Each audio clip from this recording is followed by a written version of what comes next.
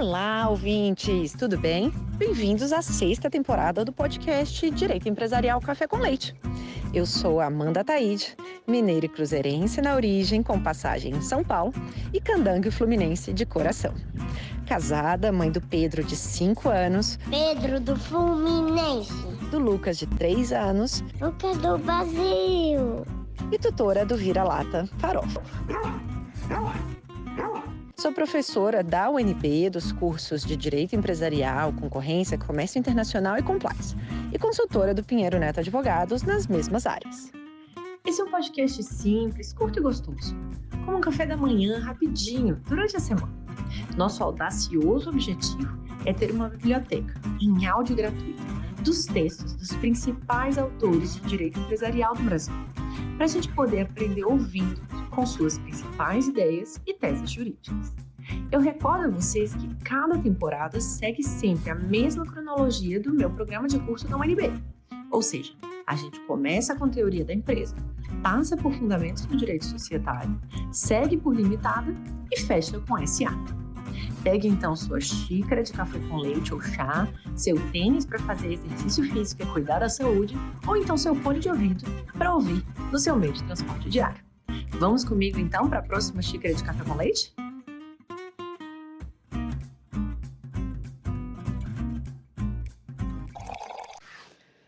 A nossa xícara de café com leite de direito empresarial vai tratar de um livro publicado agora em 2021, de autoria de André Fernandes Esteves, intitulado Contrato de Opção de Compra e de Venda de Participação Societária. E para isso a gente vai ter a alegria de contar com a participação do próprio autor para comentar o livro, o professor André Esteves. O André é advogado e sócio do escritório Esteves Advogados, além de professor adjunto de Direito Empresarial na PUC do Rio Grande do Sul. Ele é doutor em Direito Comercial pela Universidade de São Paulo, mestre em Direito Privado pela Universidade Federal do Rio Grande do Sul, a URGS. Ele é diretor executivo da Câmara de Arbitragem da Federação e tem atuação com ênfase em direito empresarial nos temas de arbitragem, contratos empresariais, falência, recuperação de empresas e societário. Professor André, muitíssimo obrigada por ter aceitado o convite para participar do nosso podcast e por apresentar, de um modo simples, curto e gostoso, esse tema do contrato de opção de venda, de compra e venda de participação societária. Professora Amanda, é uma alegria poder participar do seu podcast. Eu fico muito feliz, não somente por estar aqui auxiliando, mas também por ver tantas iniciativas que tem realizado para difundir conhecimento nessa seara.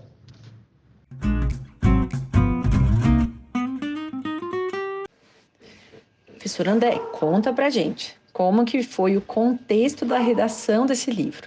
Qual é o seu momento de vida? O que aconteceu? A gente sabe já, né, que foi o fruto da sua tese de doutorado na USP. Como que foi o processo de escrita? Como que foi a evolução desse tema ao longo dos anos do doutorado? Amanda, esse tema surgiu originalmente no mestrado em Direito Privado que eu fiz na URGS, numa disciplina que se denominava, se não me engano, Contratos Atípicos, com a professora Vera Fradeira. E ela tinha proposto uma série de temas muito interessantes, muitos contratos atípicos, com recortes interessantes, e esse foi o que me afeiçoou mais. Eu já tinha costume de fazer contratos entre sócios, conhecia a importância prática, mas eu nunca tinha entendido tão profundamente a quantidade de problemas dogmáticos que existem em relação à matéria. E com isso, acabei me apaixonando e levei esse tema para o doutorado, e eu fiz doutorado na USP, professor Rodrigo Brolha Mendes, e desde o início eu já sabia qual era o tema, então eu tive a oportunidade de, desde o início até o final do doutorado, me dedicar ao mesmo tema e ir aprofundando sempre, o que é mais simples do que para algumas pessoas ter que fazer, às vezes, troca ao longo do doutorado. Tive muita atividade acadêmica e profissional ao mesmo tempo, então essa junção das duas atividades torna mais difícil, mas consegui, acredito, colocar uma série de esforços nesse sentido e fazer uma tese com início, meio e fim e com apontamentos que eu julgo de relevância.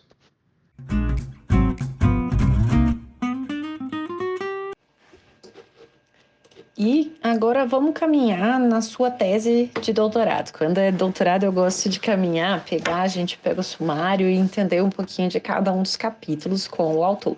Então, conta pra gente, traça, por favor, o panorama do contrato de opção de compra e de venda de participação societária que você trouxe no capítulo 1. Qual que é a função, né, do direito de opção nos chamados pactos parasociais? Quais que são as distinções aí que têm que ser feitas nesse contrato de opção de compra e venda de participação societária? Amanda, é um bom ponto. Claro que para a gente poder falar, afinal de contas, sobre vários problemas práticos, é bom entender como é que é usado na prática. Quando a gente fala de um contrato de opção de compra de participação societária, estamos falando que num contrato alguém opta por comprar a participação de outra pessoa e caso a primeira pessoa proponha, opte por comprar, a outra estará obrigada a vender em condições estabelecidas no contrato. Então, mas por que a pessoa opta? Ela está indecisa? Ela não sabe se quer comprar e apenas quer garantir preço? Na verdade, pode ser usado para muitas razões. Quando a gente fala de opção de compra de participação societária, a mesma coisa para a opção de venda de participação societária. Tá? É a mesma chave aqui que é girada, uma para comprar, a outra para vender. Então, imaginemos, eu entrei numa sociedade, tem 2 sócios, eu e mais outro sócio. E num dado momento, eu digo que eu quero fazer uma opção de compra da parte do meu sócio, em certos casos. Em outras palavras, se eu opto por comprar, eu estou expulsando o sócio da sociedade. Na prática, eu tiro ele da sociedade. Por que isso será útil? Eu não sei, depende do caso. Mas, de fato, nós temos um mecanismo pelo qual eu consigo fazer várias outras funções que eu não conseguiria com um simples contrato de compra e venda. E que isso vai depender, claro, de uma série de outras circunstâncias. A partir disso, no meu livro, fruto da tese, fixei 5 funções possível utilizar em matéria societária, enquanto participação societária. É possível utilizar para fugir de iliquidez na sociedade, ou seja, evitar que eu fique trancando o meu investimento naquela sociedade. É possível usar como um estímulo econômico para induzir condutas. Eu posso fazer uma opção com preço ou para cima ou para baixo, né? Um subpreço ou um sobrepreço. É possível fazer alguns desses contratos para obrigar a vínculo entre acionistas. Tá? É possível também utilizar para alienar controle da sociedade e também é possível como um mecanismo similar a uma exclusão.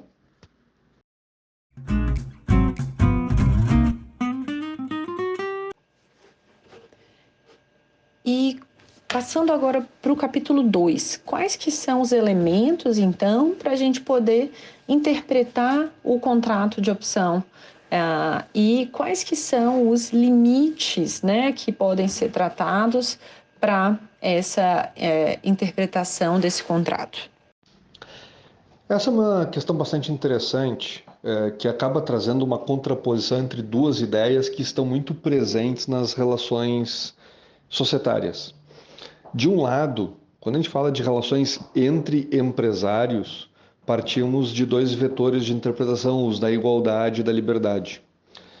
Existe uma pressuposição que pelo profissionalismo, pela capacidade econômica, que não há necessidade de uma intervenção de forma geral nas relações empresariais e que, portanto, nós temos um maior exercício de autonomia privada do que em outras áreas, como a relação de consumo, a relação trabalhista, em que, por hipossuficiência, existe uma maior intervenção sobre a autonomia privada realizada entre as partes.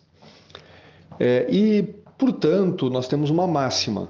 As relações empresariais devem, na medida do possível, ter um máximo de autonomia privada e, portanto, a menor intervenção estatal possível.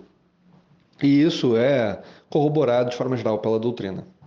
Por outro lado, nas relações societárias, nós temos relações que justamente possuem elevado grau de intervenção por regras do nosso ordenamento jurídico. Exemplo, basta pegar o Código Civil, a Lei 6404, e nós teremos, por exemplo, impedimento de exclusão de sócio em certos casos. A lei exige que nós tenhamos uma falta grave praticada pelo sócio, um ato de inegável gravidade. Não é possível simplesmente excluir um sócio só porque o majoritário pretende isso. A nossa lei restringe as hipóteses em que um sócio pode ser excluído.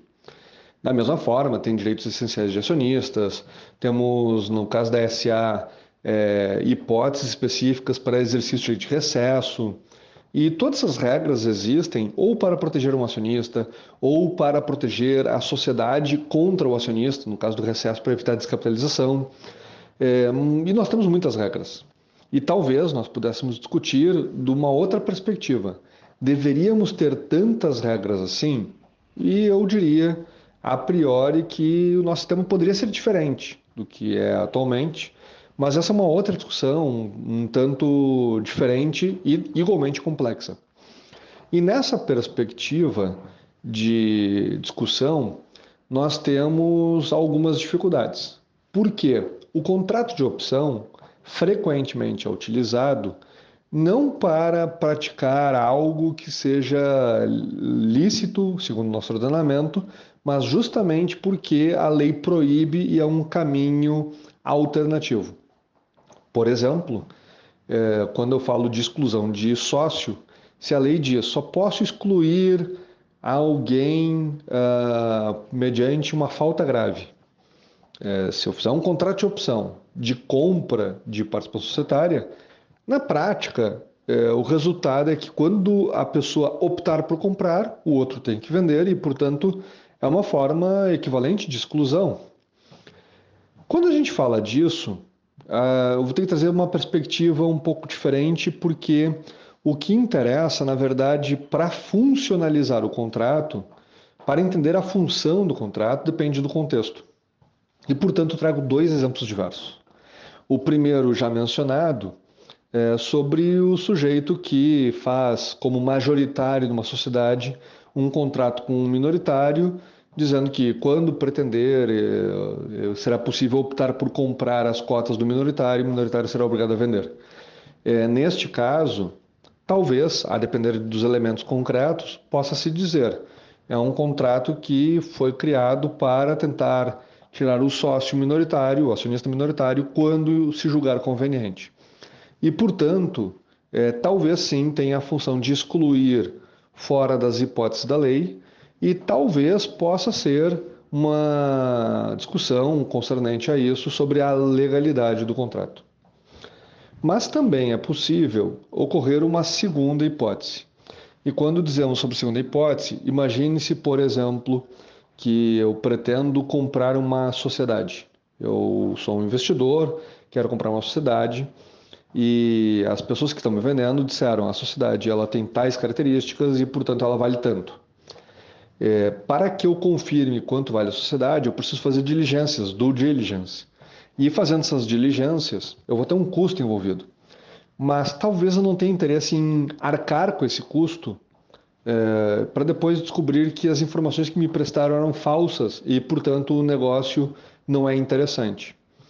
E justamente para fazer com que possa ficar interessante a aquisição, é possível fazer um contrato de opção de compra dizendo os acionistas atuais venderão para mim as cotas caso se preencham tais requisitos ou tais condições que tinham sido previamente especificadas sobre capacidade de produção, lucratividade e assim por diante. E, portanto, eu teria a tranquilidade de pagar os custos de diligência com a segurança de que, caso as informações se confirmem, eu não teria uma frustração do negócio porque os vendedores desistem futuramente. Eu poderia fazer com que eles cumprissem as condições que foram originalmente propostas. E seria uma forma de concretizar a compra e venda da sociedade.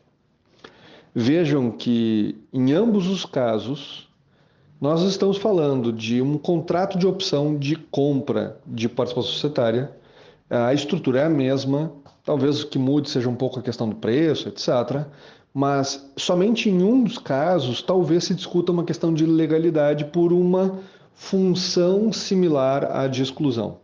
O que seria uma demonstração, assim, à base de exemplos, do quanto a função depende de uma interpretação de contexto da relação contratual.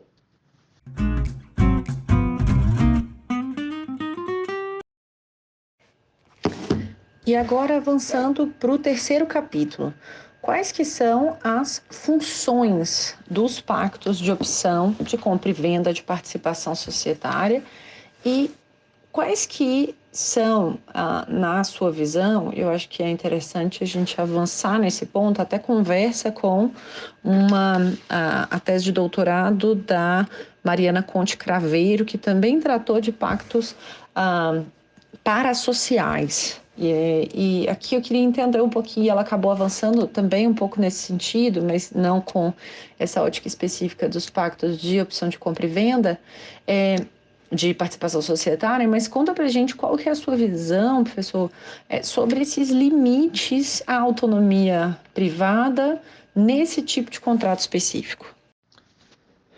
A tese da professora Mariana Conde Craveiro foi para mim um marco muito importante. Eu concordo com a tese dela e eu usei como uma referência. Mas isso não significa que sejamos imunes a críticas. A maior parte das pessoas que criticam as posições que eu tenho externado e que a professora Mariana tem externado partem da seguinte premissa, que na relação empresarial se tem uma maior autonomia privada do que a média. E dentro dessa noção, se um empresário pode ser um acionista e ele pode renunciar ao seu direito como acionista, a todos os direitos que decorrem das suas ações, por que ele não pode assumir uma posição intermediária em que contratualmente não abre mão das ações, mas permite uma exclusão sem justa causa? E eu diria até que não somente as premissas parecem mais ou menos adequadas, como até poderia complementar que possivelmente para cláusulas que seriam de duvidosa legalidade, talvez alguém aceitasse porque recebeu algo em troca. Ou, por exemplo, o investidor só investiu porque essa cláusula existia, senão não teria investimento. E possivelmente isso seria justificativo para que aquela companhia recebesse novos investimentos, do contrário, não teria recebido. Portanto, tem aspectos muito importantes a serem considerados. Por outro lado, me parece que quando a gente fala nas relações societárias no Brasil, nós temos regras muito expressas sobre várias restrições em vários temas. E talvez exista um problema de endereçamento, porque eu tenho que assumir de duas posições uma. Ou afirmo que relações societárias têm restrições, mesmo que eu discorde delas, e que eu não posso simplesmente ignorá-las, ou digo que, por uma autonomia privada, tanto faz quais são as regras que eu devo ignorá-las, já que quem pode o mais pode o menos. E, portanto, a bem na verdade, eu apenas ignoro todas as regras que sejam postas pelo legislativo, mesmo que eu concorde ou discorde das posições postas em lei restritivas de direitos por partes de acionistas, da sociedade e outros mais. Nesta perspectiva, vem um grupo de casos que analiso e eu subdividi em 3 grandes grupos e cada grande grupo com 3 subgrupos.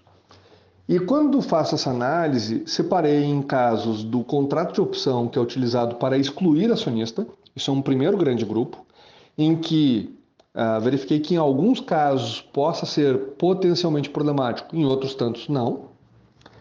Um segundo grupo de casos envolvendo o contrato de opção, envolvendo iliquidez para tentar sair de uma sociedade que não tenha facilidade para vender ações, por exemplo. Esse seria um segundo grupo de casos, em que, na minha concepção, grosso modo, o direito tutelado é legítimo, mas as partes interessadas normalmente são outras e, portanto, não tem relevância juridicamente esse caso para falar em ilegalidade. Então, assentei que não existe, de forma geral, ilegalidade nos casos mencionados.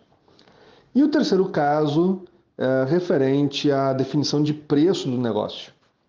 Porque o contrato de opção pode ser que a grande chave dele seja a fixação do preço. E para esses casos, nós temos algumas regras postas, no que verifiquei como regra geral não haver problemas em uma subavaliação ou sobreavaliação de cotas ou ações, mas identifiquei que em alguns casos pontuais é possível que ocorra dificuldade, problemas de legalidade. Essas são, digamos, as grandes áreas de concentração e de análise com diversos casos observados.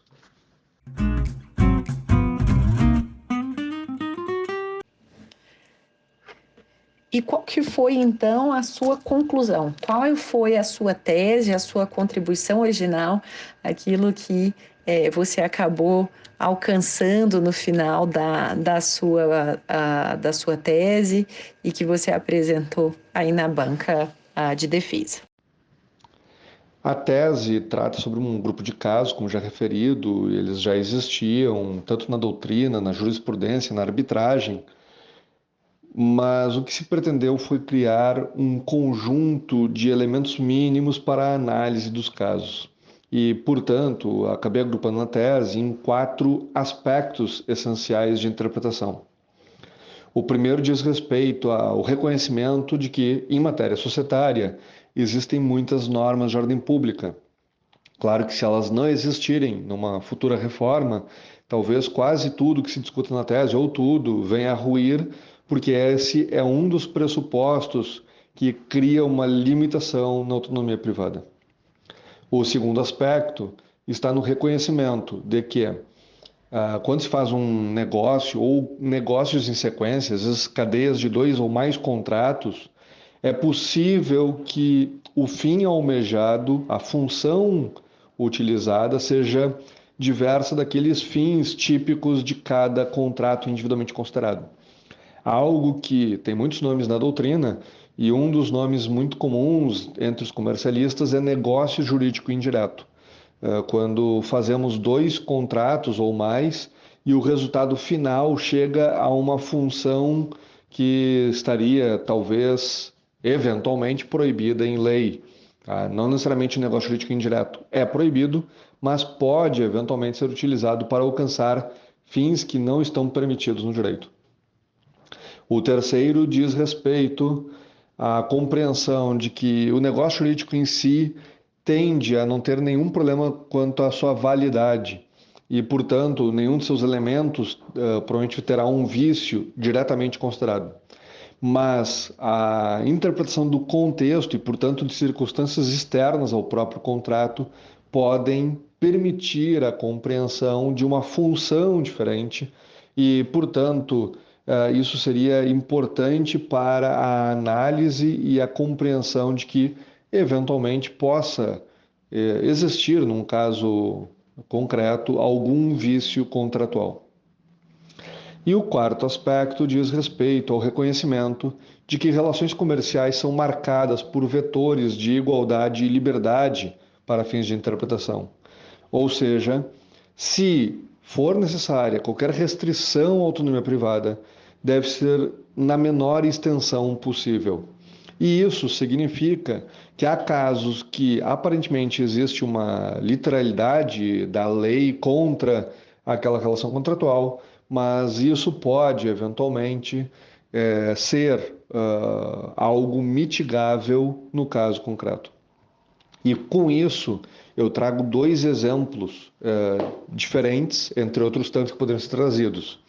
Eu já mencionei o caso da exclusão. Basicamente, o que se verifica é que existem normas de ordem pública que proíbem a exclusão por simples vontade do controlador, por exemplo. Mas por que isso existe? Isso existe por uma razão singela. É uma forma de proteger o sócio e o seu próprio investimento. E, portanto, na verdade, o núcleo essencial que é protegido com aquele direito é uma proibição, uma vedação ou uma exclusão arbitrária.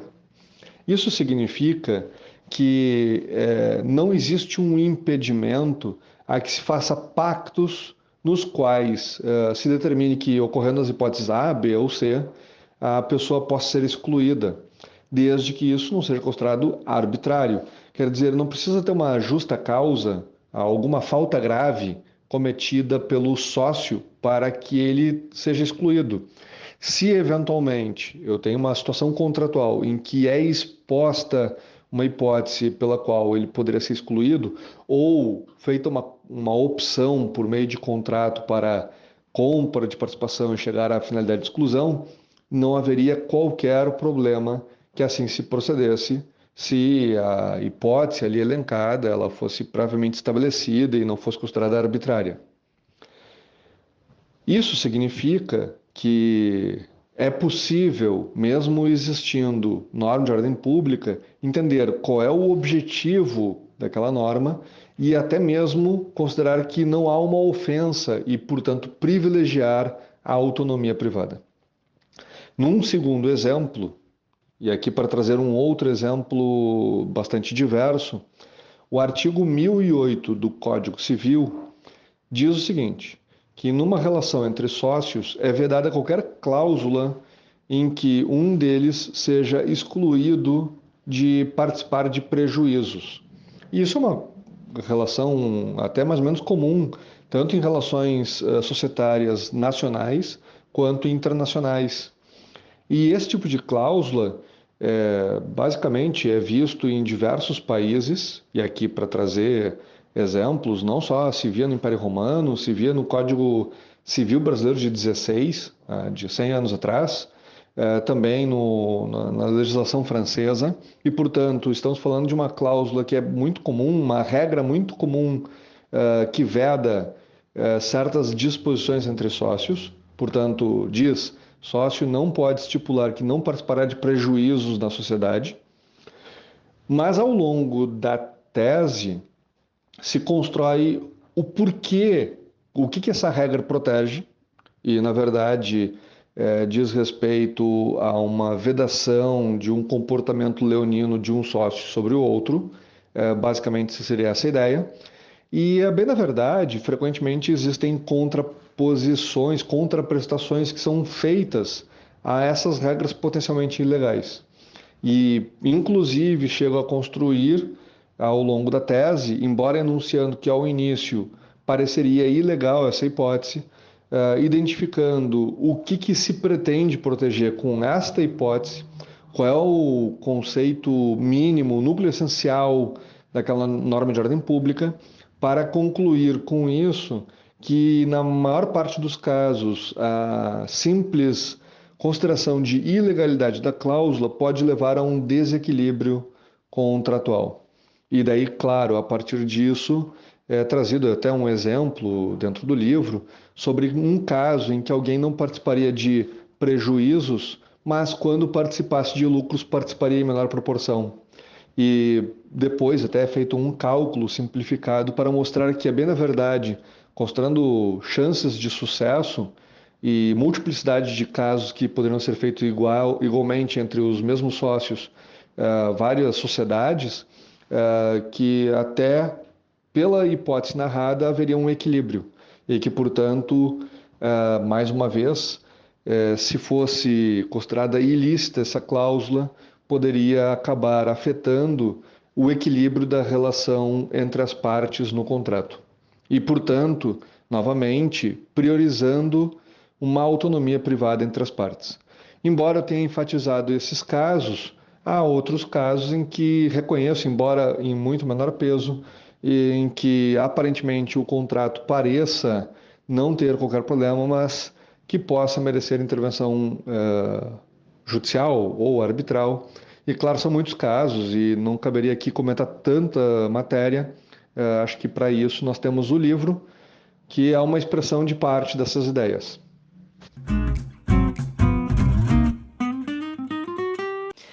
E agora, caminhando para o final do nosso episódio, conta para a gente, professor, ao longo da sua trajetória, qual foi o não ou um dos principais nãos que você recebeu e que foram aí relevantes para a sua trajetória e para onde você está hoje.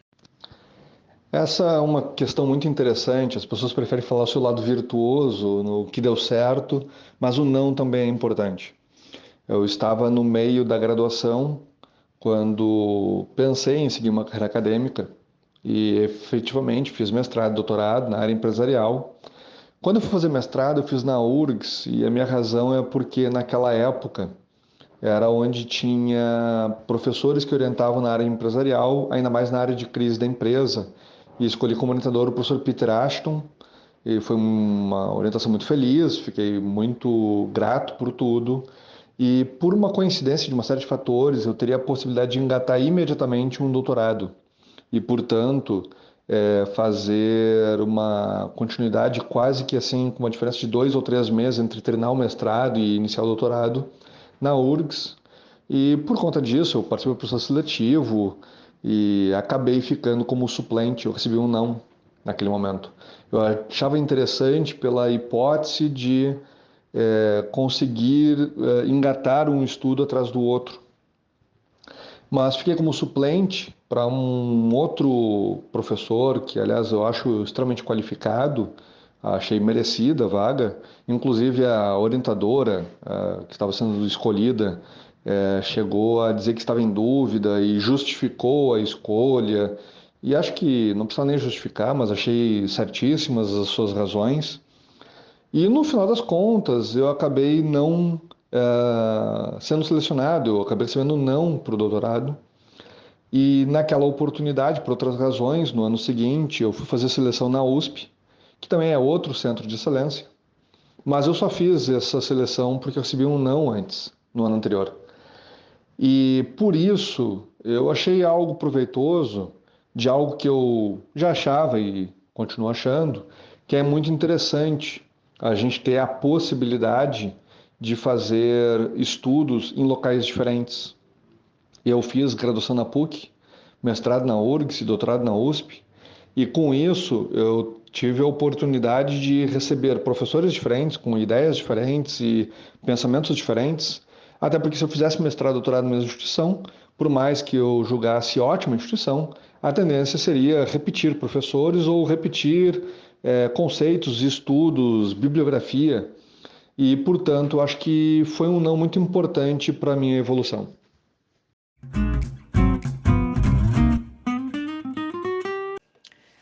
E por fim, professor, como é que você acaba se mantendo atualizado? O que você recomenda para os alunos para como, em termos operacionais, né, encontrar os melhores textos para ler, se atualizar sobre decisões judiciais, sobre temas que sejam atuais? O que você recomenda?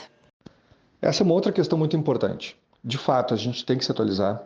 Isso é algo importante para a vida profissional, normalmente na área empresarial. E acho que hoje um dos desafios é saber o que ler, já que nós temos muita informação à disposição, muitos autores à disposição. Eu, por conhecer muitos profissionais da área, professores, etc., talvez tenha facilitado para mim saber quem eu devo priorizar a leitura na impossibilidade de ler tudo. Isso é inviável. E talvez um dos serviços que esse podcast crie é justamente criar referenciais, porque basta pegar o índice desse podcast para saber quem são os autores ouvidos e com isso entender quem, na ótica da Amanda, são pessoas que vale a pena ouvir ou ler de forma geral. E, portanto, se nós temos autores mais referenciais a ouvir, Eu acho que o mais importante do que ler livros, eu costumo ler bastante artigo de revista especializada. Porque normalmente nós temos lá assuntos muito importantes, normalmente mais profundas reflexões e, portanto, algo que seja mais inovador tendencialmente. Livros, pelo formato, tendem a ser muito mais gerais. Agora, tem uma segunda questão. Acho que ler é importante, mas também se relacionar com o mercado também é importante. Conhecer quem são as pessoas que participam do mercado também é importante.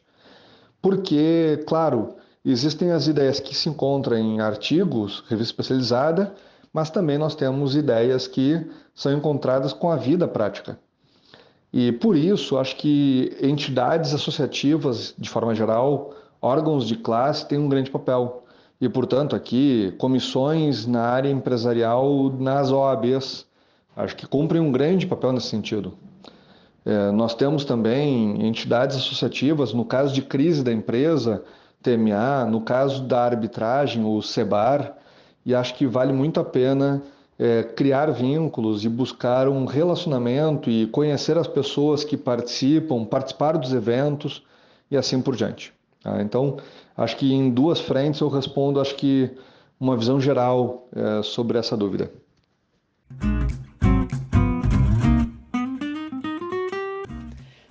Professor André, muitíssimo obrigada por topar participar aqui do nosso podcast. Espero que seja a primeira de uma série de vezes. Muitíssimo obrigada e até a próxima. Amanda, eu que agradeço imensamente pelo convite. Fico honrado de participar e trocar ideias neste espaço. E até a próxima.